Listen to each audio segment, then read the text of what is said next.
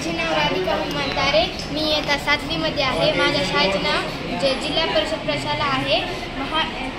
प्रयोगचे नाव global warming आहे. Global warming हे जगभरातील एक प्रमुख वातावरणीय समस्या आहे.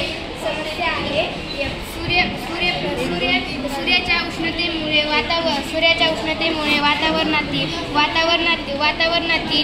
वातावरणातील गृहीत होतात आणि मोठ्या प्रमाणावर आणि पृथ्वीवर वाईट परिणाम होतात आणि त्यामुळे सर्व लोकांनी एकत्र मिळून यावर उपाय काढावे.